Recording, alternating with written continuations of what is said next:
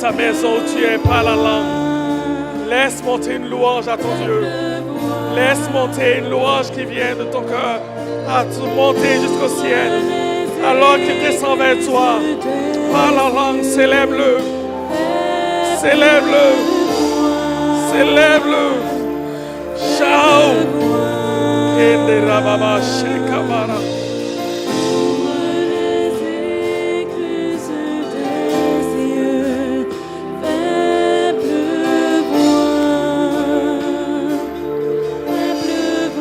Amen.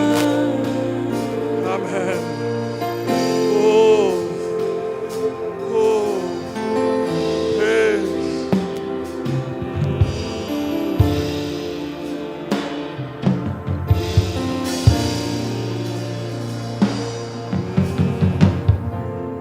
Oh, notre Dieu est bon. Merci pour ce moment. Merci Seigneur. Alléluia. Alléluia. Merci pour ta présence. Merci pour ta présence, Saint-Esprit. Je vais vous inviter à prendre avec moi l'évangile de Luc, le chapitre 15, à partir du verset 1er. L'évangile de Luc, le chapitre 15, à partir du verset 1er. Et je lis la version de Louis II. Tous les publicains et les gens de mauvaise vie s'approchaient de Jésus pour l'entendre. Et les pharisiens et les scribes murmuraient en disant : cet homme accueille des gens de mauvaise vie et mange avec eux. Mais il leur dit cette parabole. Quel homme d'entre vous, s'il a 100 brebis et qu'il en perde une, ne laisse pas les 99 autres dans le désert pour aller après celle qui est perdue, jusqu'à ce qu'il la retrouve. Lorsqu'il l'a retrouvée, il la met avec joie sur ses épaules.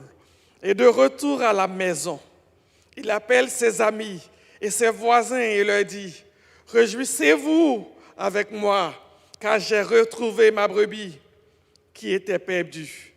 De même, je vous le dis, il y aura plus de joie dans le ciel pour un seul pécheur qui se repent que pour 99 justes qui n'ont pas besoin de repentance. Ou quelle femme, si elle a 10 drachmes et qu'elle en perd une, n'allume une lampe, ne balaie la maison et ne cherche avec soin jusqu'à ce qu'elle la retrouve. Lorsqu'elle l'a retrouvée, elle appelle ses amis et ses voisins et dit : réjouissez-vous avec moi, car j'ai retrouvé la drachme que j'avais perdue. De même, je vous le dis, il y a de la joie devant les anges de Dieu pour un seul pécheur qui se repent. Et ça continue ainsi avec une troisième parabole dont je vous fais grâce, qui est la parabole des fils perdus. Jésus donne 3 paraboles et je les appelle les paraboles des perdus. Parce que vous savez, Jésus fait preuve d'une didactique, d'une pédagogie exceptionnelle. Il se retrouve devant une foule qui est composée de 3 types de personnes différentes. Il y a les pharisiens, les docteurs de la loi, il y a les scribes, les garants des textes, et il y a les publicains, les gens de mauvaise vie. Et Jésus doit enseigner ces 3 couches. Et pour enseigner ces 3 couches, il se répète. Il se répète en prenant 3 paraboles. Et 3 paraboles qui disent presque la même chose pour toucher chaque groupe de personnes. Il parle d'abord des brebis perdues. Ensuite, il parle de la pièce perdue. Dans ma version, il est parlé d'une drachme. Et ensuite, il parle des perdus. Vous savez, je veux commencer par la parabole des brebis perdues. Ce qui est important, Jésus commence en mettant l'accent sur la singularité. Il parle de la brebis qui est perdue. Et cette parabole, si vous la lisez, elle fait écho à ce qui est repris dans Matthieu 18, verset 12, où Jésus parle de la passion du maître pour la brebis perdue. Il dit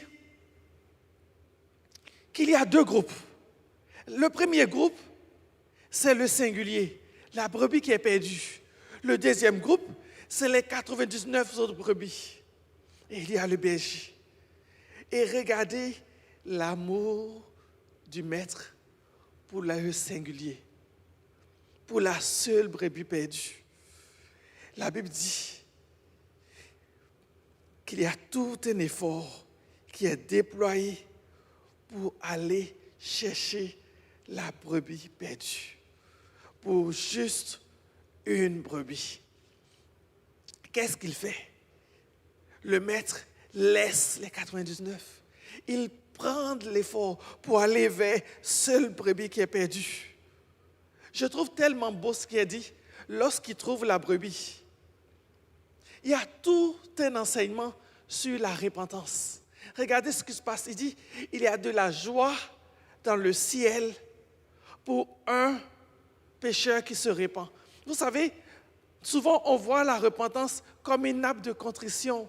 Mais ce qu'on ne réalise pas, c'est que chaque fois que je me répands, je fais un ministère sur le cœur de Dieu.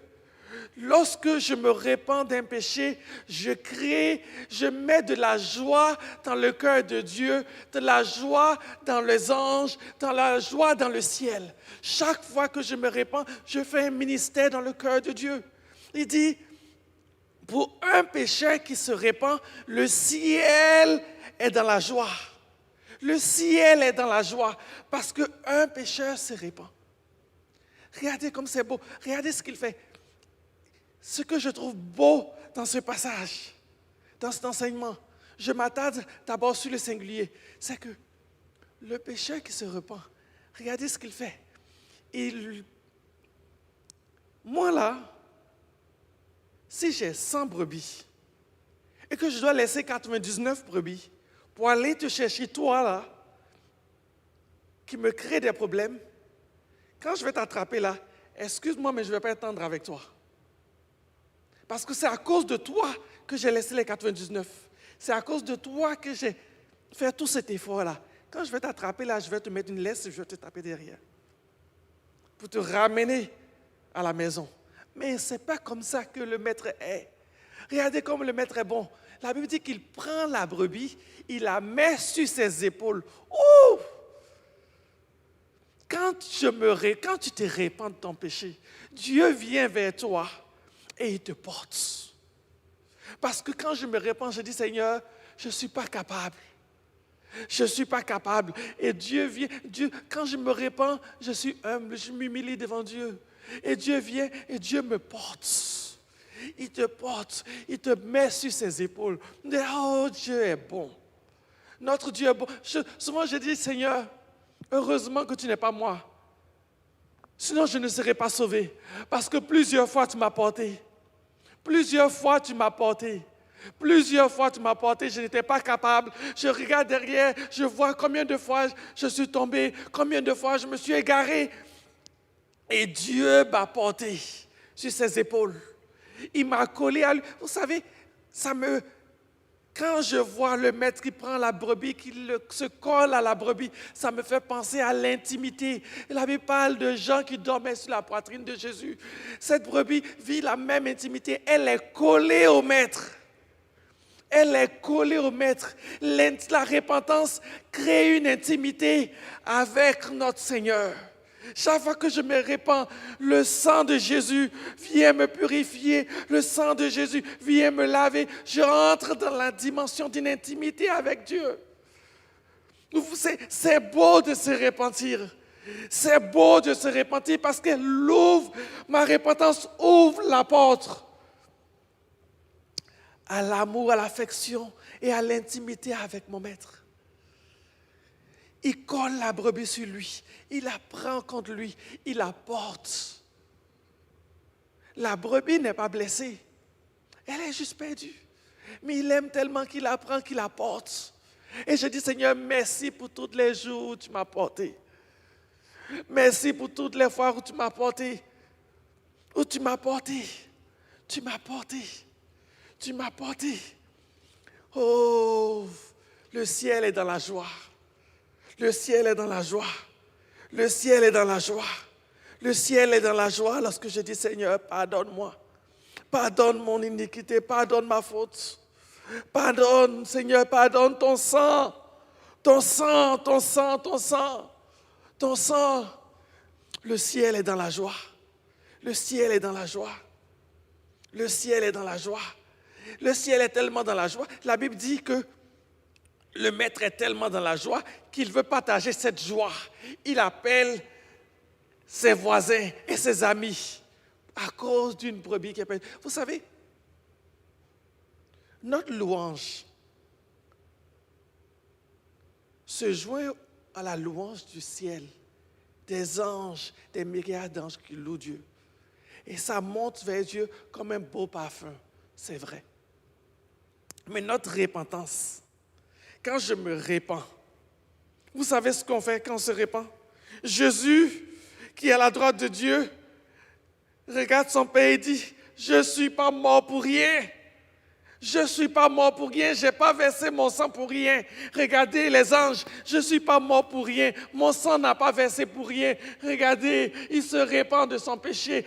Et Jésus partage cette joie avec tous les anges. C'est pour cela qu'ils sont dans la joie. C'est pour cela qu'ils sont dans la joie. Et chaque fois que je me mets à genoux, que je vais dans l'église, je vois quelqu'un à genoux en train de se repentir, en train de dire, Seigneur, pardonne-moi, pardonne-moi, j'ai besoin de toi. Alors que tu es à genoux, le ciel, il a de la joie. Il a de la joie. Et je bénis Dieu. Je prie que Dieu nous touche et qu'il fasse grandir en nous continuellement un ministère de repentance. Qu'on ne prenne pas le sang de Jésus pour acquis. Qu'on ne prenne pas le sang de Jésus pour acquis. Et comme je vous disais, c'est la parabole des perdus. Et là, j'ai parlé de la brebis perdue. Je veux parler des 99 autres brebis.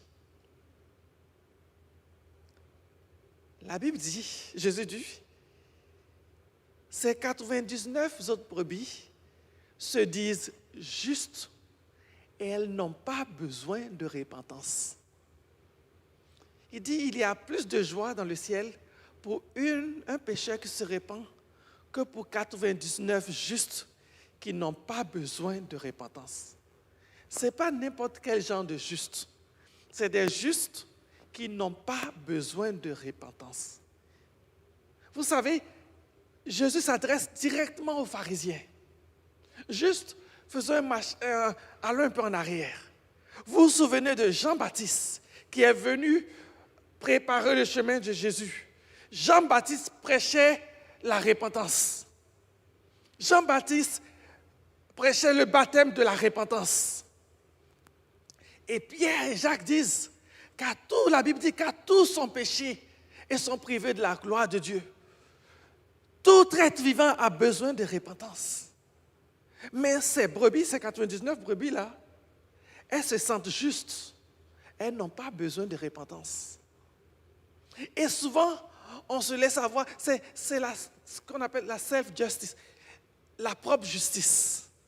Souvent, on se fait savoir par cette propre justice. Ma femme, alors que je partageais avec ma femme, elle disait, c'est tellement diabolique. Parce qu'on est arrivé à un point dans l'église où on se dit, I made it. Je suis atteint un point où je n'ai pas besoin de demander pardon pour Dieu. Moi, je suis juste. Et souvent, on regarde les autres chrétiens par rapport à leurs péchés et on les juge. On les regarde de haut. Celui-là, celle-là a trompé son mari ou bien a trompé sa femme. Oh, c'est un pécheur, on le regarde de haut. C'est lui qui vient pleurer devant Dieu. Mais moi, qui ai de l'amertume dans mon cœur, moi, je n'ai pas besoin de repentance. Souvent, il y a des choses ça me prend le cœur de voir des jeunes chrétiens qui pointe du doigt cette fille-là qui a eu un égarement et qui est tombée enceinte parce qu'elle s'est égarée une fois. Et lui, il est assis dans l'église, il est pogné avec un esprit de convoitise, de pornographie et de masturbation, mais il est assis, personne ne le voit, lui n'a pas besoin de repentance. Et c'est l'autre qu'on pointe du doigt. Et souvent, c'est ce qu'on fait. On pointe du doigt les autres dont le péché se voit. Les publicains, leur péché se voyait. Les autres, ils ont besoin de repentance. Mais nous, les justes, on n'a pas besoin de repentance. Et vous savez ce que ça fait? On voit le maître, ces brebis-là. À un moment donné, elles se sont repenties. À un moment donné, elles ont connu le Seigneur. Mais là, elles voient le maître, mais elles sont où?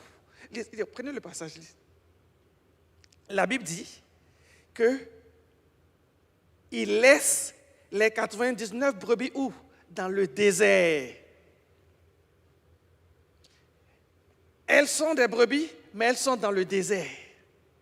Quand je suis rendu dans une position où je dis dans mon cœur, je n'ai pas besoin de repentance, ça remonte à... Vous savez, ce matin, je me lavais, et puis, depuis quelque chose, ça me travaille. Et cette parole du Saint-Esprit me dit, ça remonte à quand la dernière fois que tu as pleuré sur tes péchés? Ça remonte à quand, mon frère, ma soeur, la dernière fois que tu as pleuré pour ton péché? Que tu as pleuré parce que tu as menti, que tu as pleuré parce que tu as eu de la convoitise, que tu as pleuré parce que tu as dit quelque chose de mal à quelqu'un. Un péché, c'est un péché. Tu n'as pas besoin de voler pour pleurer devant Dieu. Un péché, c'est un péché. Ça te prive de la gloire de Dieu anyway. Ça remonte à quand que tu as pleuré sur ton péché?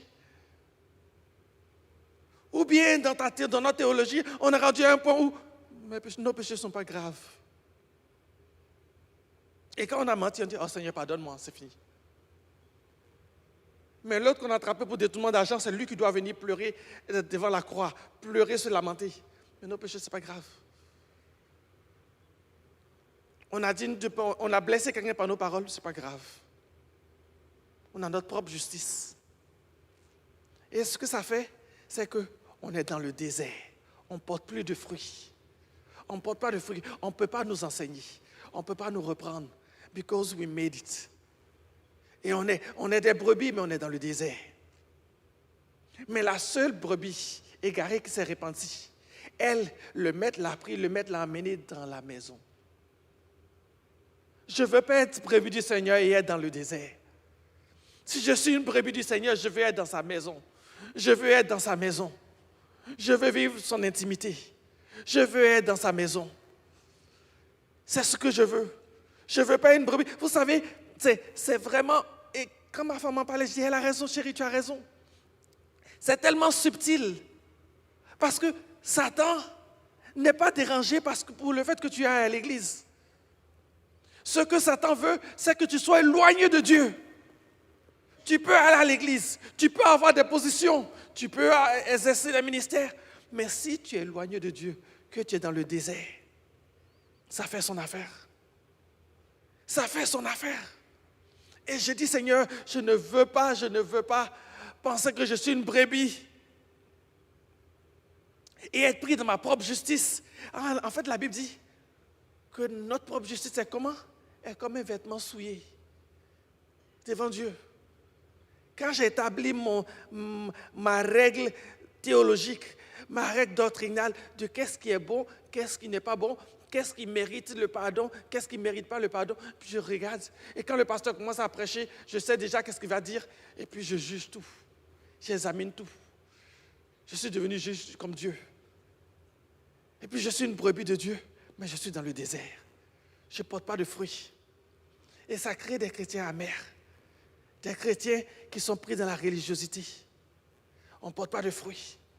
Et ce qui est subtil, c'est que souvent, on est toute une gang. Ils sont 99, ils sont tous ensemble. Et on se supporte tous ensemble. Et tu réalises pas que tu es perdu. Tu ne réalises pas que tu es perdu, que tu es dans le désert. Que la vraie fête du cœur du Père, ça se passe dans sa maison. Le père est en train de le berger est en train de se réjouir dans sa maison avec ses amis pour sa brebis. Mais les autres sont dans le désert. Tu ne le réalises pas. Et je prie que Dieu t'éclaire. Je prie que Dieu nous éclaire. Je prie que Dieu nous sauve. Que Dieu se souvienne de nous. Que nous soyons tous des brebis qui sont dans la maison. Parce que ce qui se passe, c'est que lorsqu'on est pris dans notre propre justice, on n'a plus le cœur du Père. On a perdu le cœur du Père. Seul le berger va seul chercher celle qui est perdue. Tous les autres chrétiens restent dans le désert. Il n'y a pas un seul qui dit « Hey, il est perdu, il a besoin qu'on l'aide. » Non. Ils sont tous restés dans le désert, tous ensemble, un gang. Ils ne portent pas du fruit, mais ils sont tous ensemble. Une bonne église, quand on les voit, on dit « Waouh, c'est une église de 99 personnes. C'est une bonne communauté. Ils ne portent pas de fruits. » Ils justifient tout. Ils n'ont pas besoin de repentance.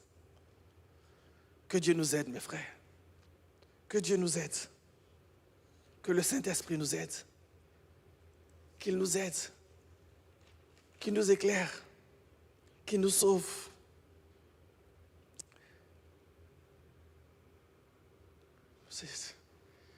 Je priais hier et puis Saint-Esprit me parlait.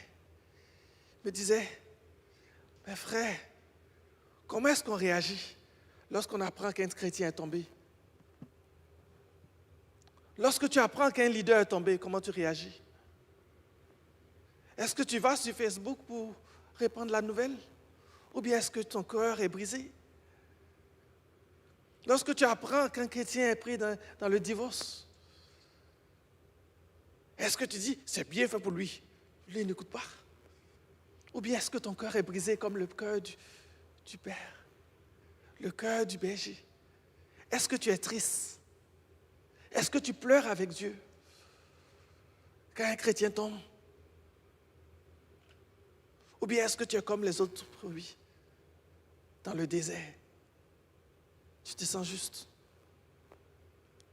Vous savez, ma femme m'a dit quelque chose qui m'a beaucoup touché une fois. Alors qu'on partageait, puis on lisait Internet et on a appris que le leader était tombé. Puis on était triste. Et puis elle m'a dit, une fois ça lui est arrivé, de voir le leader tomber alors qu'elle priait, Dieu lui a dit, c'est quand la dernière fois que tu as prié pour lui, pour ce leader? Vous savez, il y a beaucoup de ministères qui nous bénissent par leur prédication, par leur chant. Quand tu écoutes un chant que tu es béni, est-ce que tu pries pour celui qui a écrit ce chant? Pour que Dieu le garde, pour que Dieu le renouvelle? Quand tu écoutes un message que tu es béni, est-ce que tu pries pour ce prédicateur, que Dieu le garde, que Dieu le renouvelle? Parce qu'il est attaqué. Parce qu'il est on the front line, il est devant, il est attaqué. Est-ce que tu pries pour lui? Et souvent, quand un leader tombe, parce qu'on n'est pas d'accord avec lui, on dit oui, il n'est pas de notre église, c'est comme ça. Je savais que leur doctrine n'était pas parfaite. Je savais. Que Dieu nous aide, mes frères. Que Dieu nous aide. Que Dieu nous aide.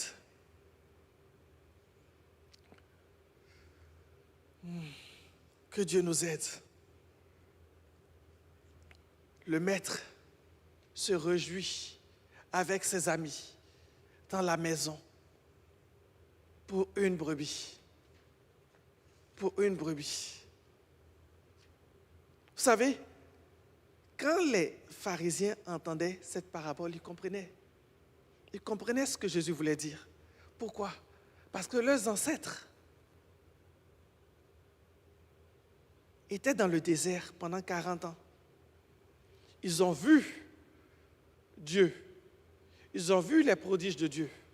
Ils ont mangé de la manne. Ils ont vu les miracles que Moïse a fait.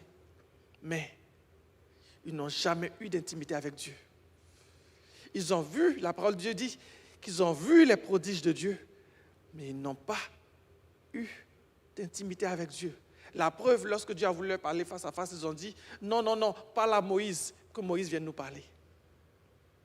Et quand Jésus dit, 99 justes, qui n'ont pas besoin de repentance, qui sont dans le désert, les pharisiens comprennent ce que ça veut dire. Parce que leurs ancêtres ont passé 40 ans dans le désert. Pendant 40 ans, à murmurer, à se plaindre. Pendant 40 ans, leurs vêtements ne sont pas abîmés.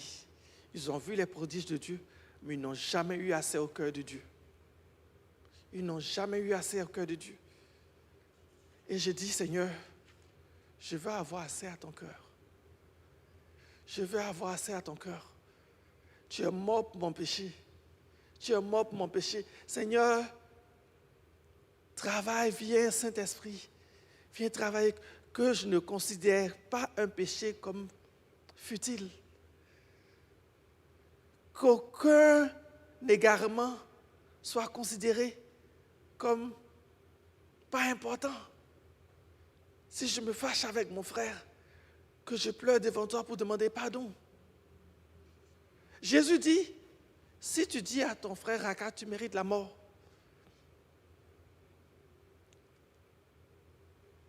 C'est grave. Et je dis, Seigneur, que tu fasses en moi grandir le ministère de la repentance. Que je vienne toujours à la croix. Que je vienne toujours à la croix. La croix, le sang de Jésus.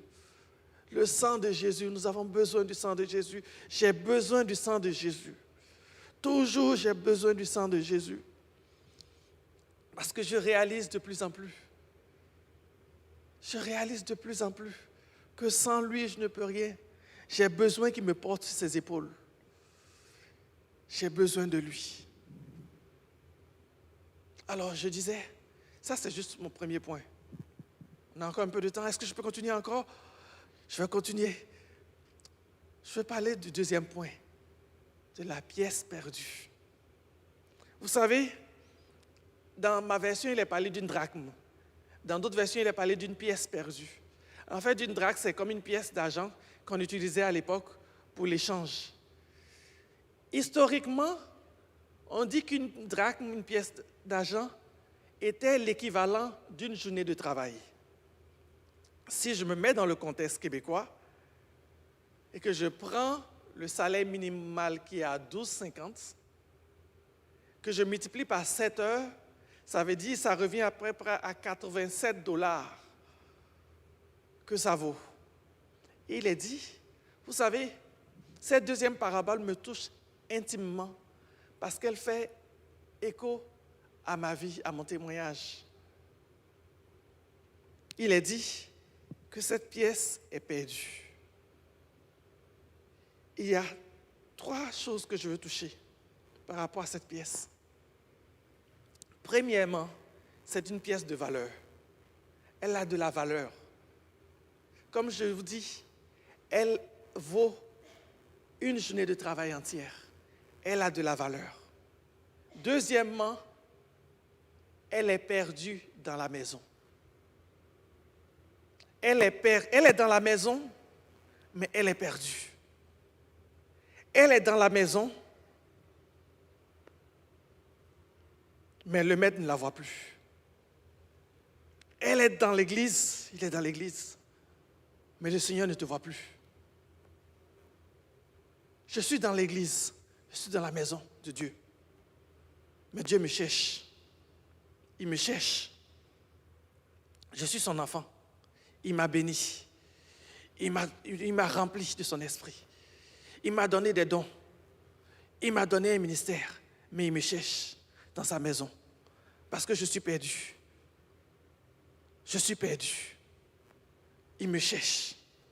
J'ai de la valeur, mais je suis perdu. Le maître me cherche, il ne me voit pas. Il ne me voit pas. C'est drame, c'est tragique. Et le maître ne me voit pas, et moi aussi je ne me vois pas. Et souvent on est perdu nous-mêmes. Vous vous souvenez d'Adam et Ève dans le jardin d'Éden? Lorsqu'ils ont mangé des fruits, Dieu vient dans son jardin. Dieu qui a fait les cieux et la terre, qui a fait l'univers, il arrive dans son jardin et il cherche Adam. Il dit, Adam, où es-tu? Pourquoi? Parce que dans son jardin, sa créature est perdue. Sa créature est perdue dans son jardin. Et beaucoup de chrétiens sont perdus dans la maison. Et vous savez, je suis né d'une famille chrétienne. Mon père était pasteur. Mais à un moment donné, j'ai réalisé que j'étais perdu dans la maison. J'étais dans l'église, mais j'étais perdu. J'allais à l'église, mais j'étais perdu. Et on est perdu souvent, pourquoi? On se perd souvent à cause de l'habitude. On voit le rituel, les mêmes choses qui se répètent, les choses qui se font, et on est habitué. Ça devient comme banal. Et tu ne sais pas vraiment ta place. Je parle à tous ceux qui ne savent pas leur place dans l'église, qui ne savent pas leur destinée, qui se cherchent, qui se disent à quoi je sers, pourquoi est-ce que Dieu m'a appelé, ou qu'est-ce que Dieu attend de moi. Tu es perdu dans la maison et Dieu te cherche. Où est-ce que je suis rendu avec Dieu? Où est ma place? Tu as de la valeur, mais tu n'es pas utile. C'est une pièce qui a de l'argent, qui a de la valeur. Mais le maître ne peut pas la prendre pour la dépenser, pour acheter quelque chose, parce que la maîtresse ne la trouve pas. Et si Dieu ne me trouve pas, Dieu ne peut pas m'utiliser. Et je suis perdu dans sa maison. Et Dieu me cherche. Dieu me cherche. Dieu me cherche. Je suis perdu dans mon train-train, dans ma religiosité. Je suis perdu. Je suis perdu. Tourne les pages. Où es-tu? Je suis en décalage. Je n'ai pas un sentiment d'appartenance. Je vais dans la maison, je suis dans l'église, puis je me demande, est-ce que c'est vraiment mon église? Qu'est-ce que je fais ici? Je suis perdu. Et vous savez, je me sentais perdu, souvent dans la foule. J'ai grandi dans une église de 3000 membres, mais je me sentais perdu. Vous savez, il y a une chose d'être perdu seul. Il y a une chose de plus tragique que d'être perdu dans la foule. Et beaucoup de chrétiens, je sais qu'ils vivent comme moi, j'étais perdu, tu es perdu dans la foule, pourquoi? Parce que souvent, tout le monde pense la même chose, tout le monde fait la même chose, et tu te sens différent. Et une fois peut-être tu as voulu exprimer ce que tu vis vraiment, et puis les gens disent, ah tais-toi, t'es bizarre toi. Et puis, ça t'a étouffé. Et tu gardes ce que tu vis. Tu n'oses pas vraiment exprimer ce que tu vis. Tu es perdu. Pourquoi? Parce que si tu le dis, les gens vont te voir, tu ne vas pas matcher avec les autres. Donc tu es là. Tu es perdu seul dans la foule. Seul dans la foule. Tu les regardes faire leurs affaires. Mais ce que tu vis au-dedans de toi, personne ne le voit. Et ça continue. Tu ris avec les autres. Tu danses avec les autres. Mais ils ne te connaissent pas vraiment. Ils ne te connaissent pas vraiment. Tu consoles les autres. Mais tes souffrances intérieures, ils ne te comprennent pas vraiment. Parce que si tu leur parles, ils vont te trouver bizarre. Si tu leur parles, ils vont te regarder d'une façon qui va te mettre à part. Alors tu te tais et tu t'étouffes.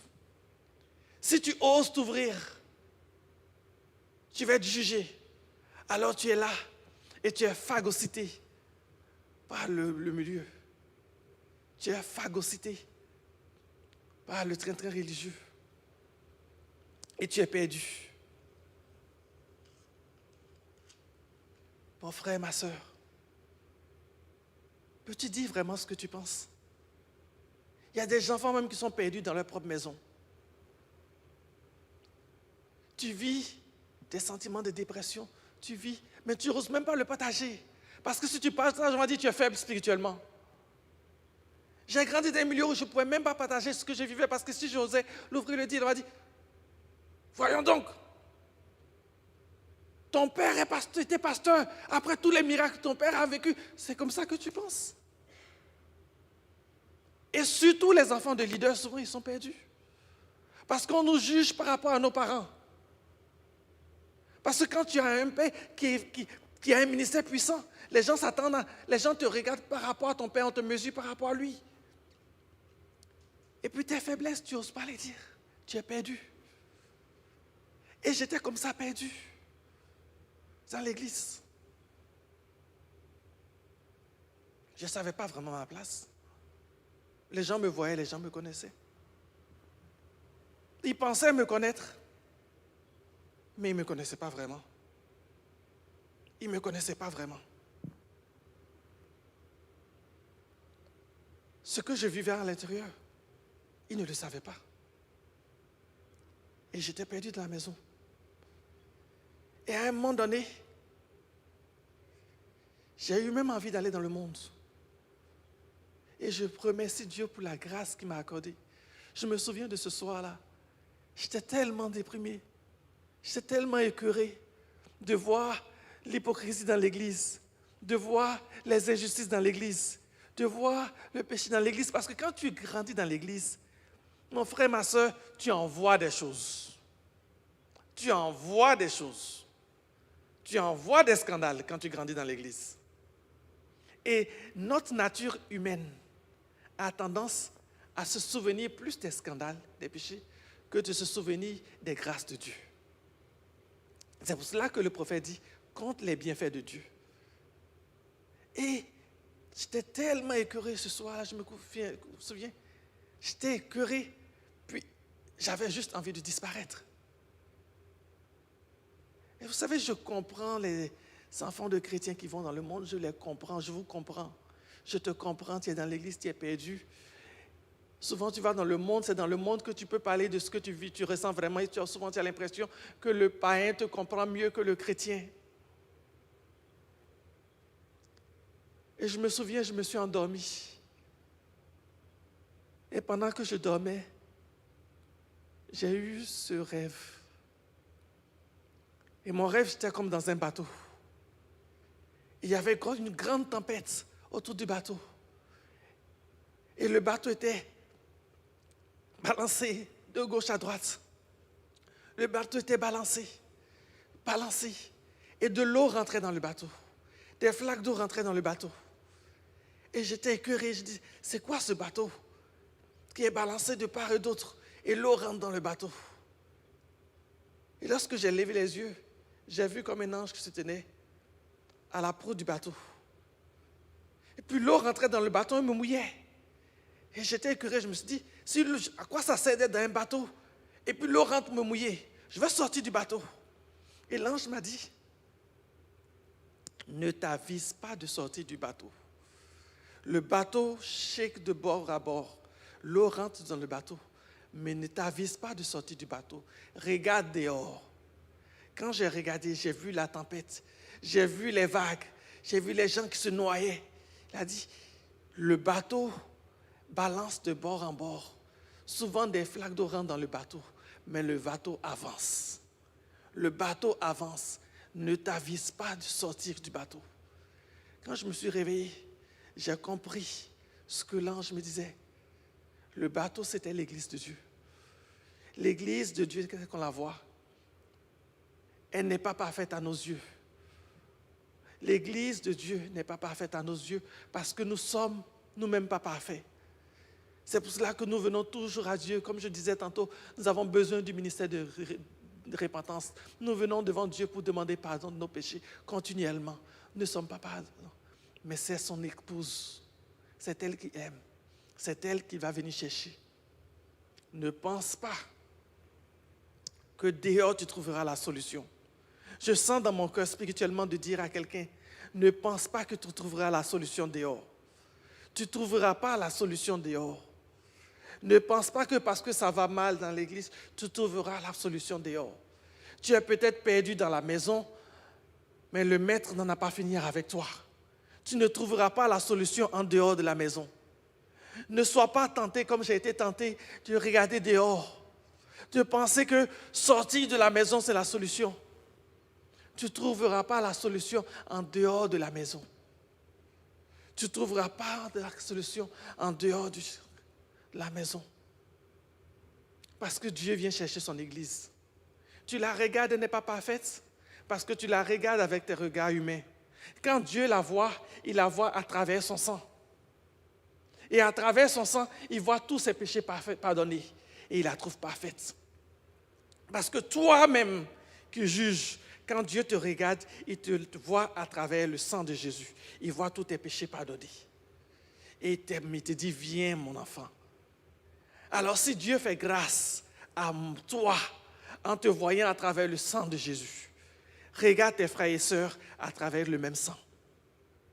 Vois tes frères et sœurs qui ont péché, qui t'ont blessé, qui ne te comprennent pas. Regarde-les à travers le sang de Jésus. Et fais-leur grâce.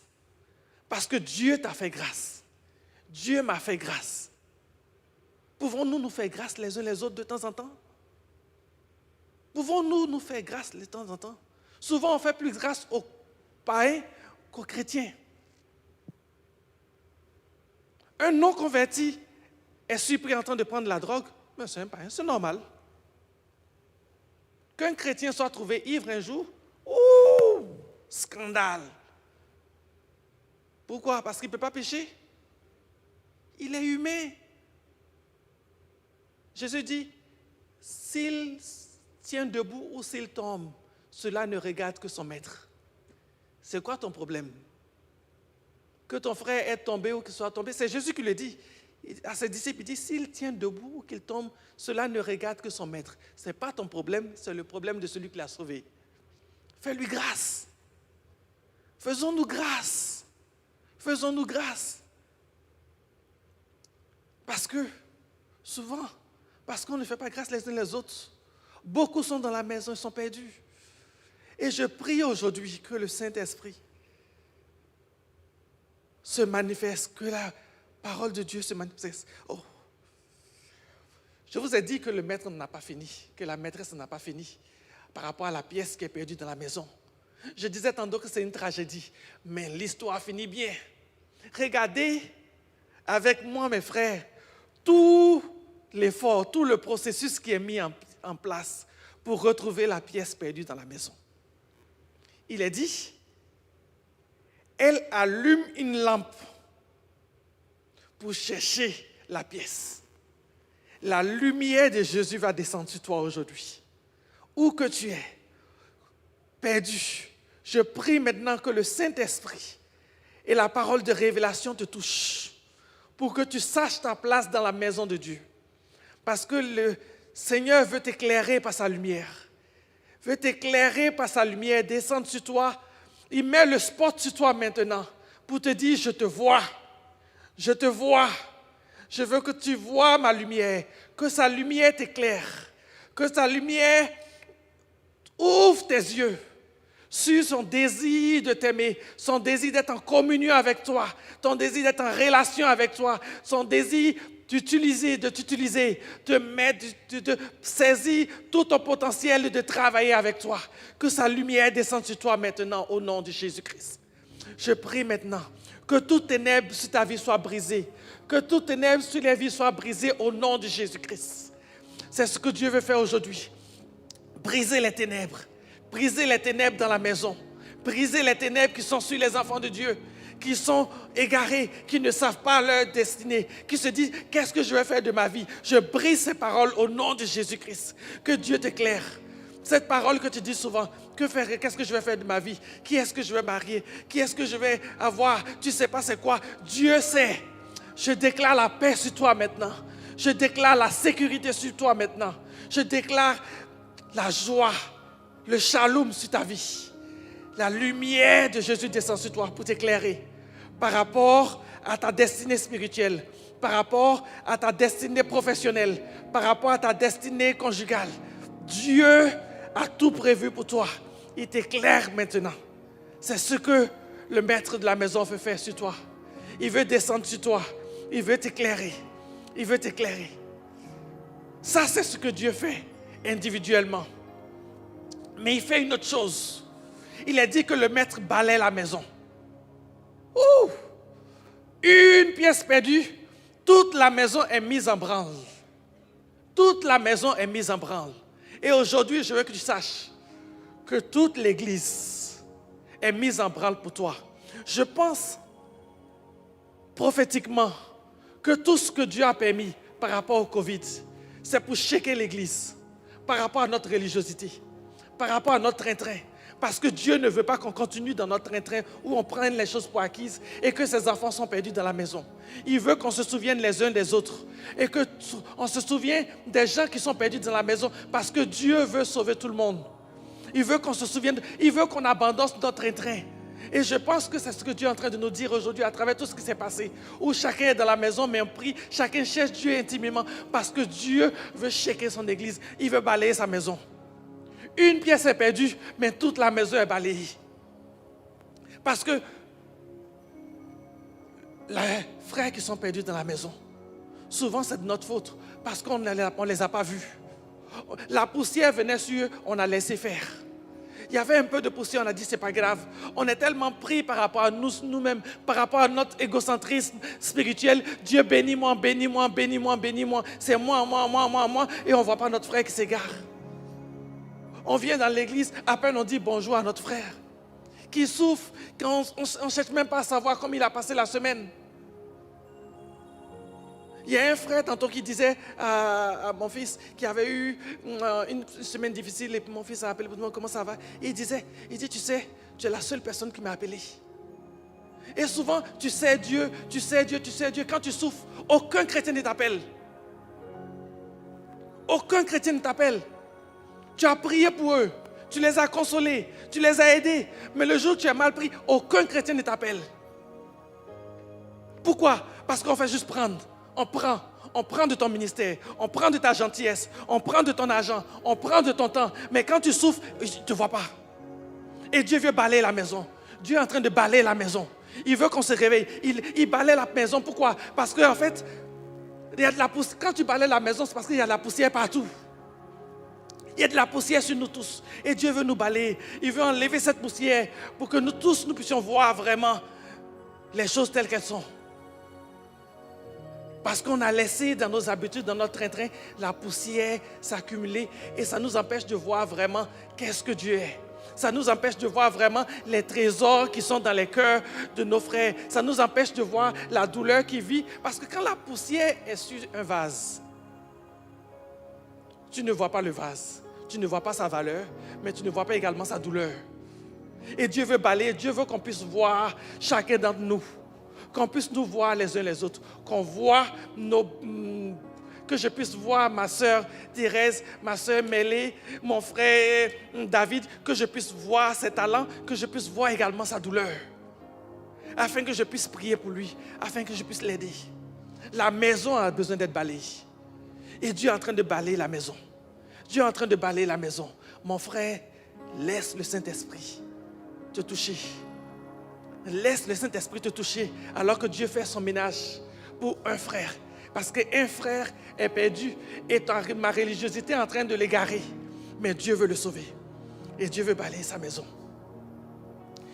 Paul dit à Timothée, prenez avec moi, c'est le passage avec lequel je vais terminer. 1 Timothée 2, verset 3. 1 Timothée 2, verset 3. Il est dit,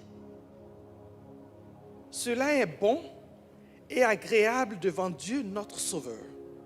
Cela est bon et agréable devant Dieu notre Sauveur. Et qu'est-ce que notre Sauveur veut? Qui veut que tous les hommes soient sauvés et parviennent à la connaissance de la vérité. Dieu veut que tous les hommes soient sauvés. Pas juste une partie de l'Église, pas juste un seul groupe, que tous soient sauvés. Nobody is left behind. On ne va pas laisser quelqu'un se perdre. Quand je priais, ce que Dieu me disait, il dit, je veux que tous les gens pour qui je suis mort soient sauvés. Je ne veux pas qu'un seul soit égaré. Le maître, le berger ne veut pas qu'une seule de ses brebis soit égarée. Il ne veut pas qu'un seul de ses enfants soit égaré. Parce qu'il est mort pour tous. Il est mort pour tous. Il ne veut pas que tous... Je prie maintenant que dans les maisons, Dieu ouvre les yeux des parents. Que les parents puissent comprendre les stress et les angoisses des enfants. Que les enfants puissent comprendre les stress et les angoisses des parents. Que de cœur à cœur, on puisse se comprendre. Que Dieu nous ouvre nos yeux. Que personne ne soit égaré. Parce que Dieu veut que tous nous soyons sauvés. Tous nous soyons sauvés. Que nul ne soit laissé à part. Que nul ne soit laissé à part.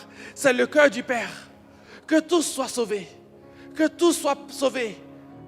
Non seulement soient sauvés, mais qu'ils parviennent à la connaissance de la vérité. Dieu veut non seulement qu'on soit sauvé, mais qu'on ait une intimité avec lui. Qu'on ait une intimité avec lui. Pendant qu'on est sur terre, qu'on vive une intimité avec lui. Qu'on ne soit pas chrétien de loin. Qu'on ne soit pas chrétien de loin. On chante les chants parce qu'il faut les chanter. Mais lorsque je dis, mon Jésus, je t'aime, c'est parce que je t'aime vraiment. Quand je dis Alléluia, mon Alléluia compte. C'est pas un Alléluia parce que tout le monde a dit Alléluia. Quand je dis Amen, ça vient de mes tripes, ça vient de mes entrailles. Comme je dis souvent dans l'église, tout le monde dit Alléluia, mais les Alléluia ne sont pas les mêmes. Certains disent Alléluia parce que ça vient de les entrailles. Et Dieu veut que quand je dis Amen, ça vient de mes entrailles. Il veut que vivre une vraie intimité les uns avec les autres. Que nul ne se perde. Que nul ne se perde. On est chacun dans nos maisons. Dans nos maisons, nous prions, nous louons Dieu. Mais Dieu dit, je veux balayer ma maison. Je suis en train de faire le ménage. Je te vois, ma lumière est sur toi. Que nul ne se perde. Que nul ne se perde. Que nul ne se perde. Dieu veut sauver tous. Il veut tous nous sauver. Prions le Seigneur. Prions le Seigneur.